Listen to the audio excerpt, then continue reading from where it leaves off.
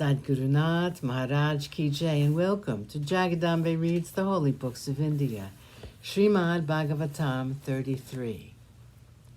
As you may remember, Vidura was making his case to be the student of Maitreya.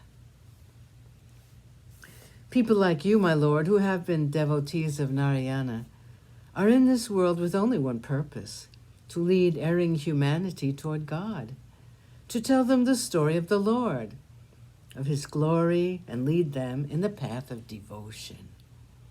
Please teach me, and through me, teach the world in general the path to God. We have great pleasure in listening to the story. The great Vyasa taught us the Mahabharata. In relating the story to us, he has taught about the rules of conduct. Vyasa taught us that attachment to things of the world leads but to pain, and he has taught us the many nuances of Dharma. But we want more. We want to drink in the praises of Narayana. Please relate to me the story of the many avatars of Narayan. Tell me about the many acts which he has performed, as a result of which the world has been purified again and again.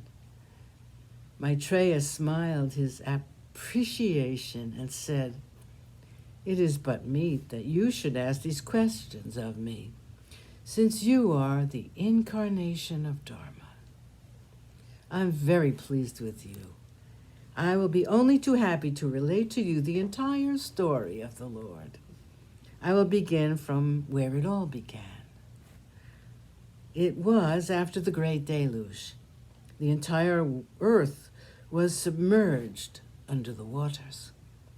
Narayana was absorbed in the Yoga Nidra after the Mahapralaya. He was reclining on the great serpent Adishesha, and the entire universe had been withdrawn into him, and it lay dormant in him like fire in a piece of wood. The three gunas were in equilibrium, and therefore there was no action. And so it was for a long time. Then time caused a disturbance in the three gunas. And when the balance was upset, out of the navel of Narayana emerged a thin stalk, which was the manifestation of Rajoguna. This grew into an immense lotus, and it illuminated everything around it. Into that lotus entered Narayana, in another form which was Brahma. Considering himself to have been born on his own, Brahma found himself to be well versed in the Vedas, and he found that he was alone.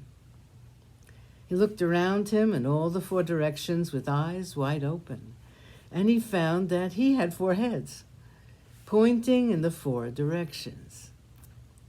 He saw nothing but a large expanse of water all around him, and the noise he heard was made by the immense waves of the sea. He looked down and found that he was seated on a lotus, and he could not discern the beginnings of the stalk. He entered the stalk and traveled downwards, but found nothing at the end of it. He came back to his original place, and around him the waters made noise.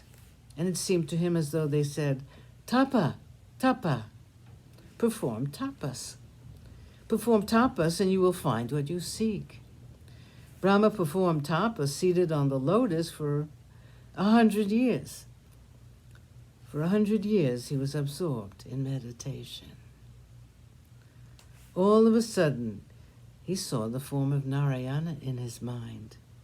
The Lord was reclining on Adishesha, who was white like the stalk of a lotus.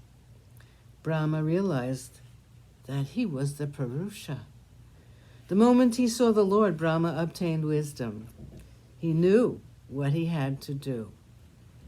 He was made to come out of the lotus to create a new world.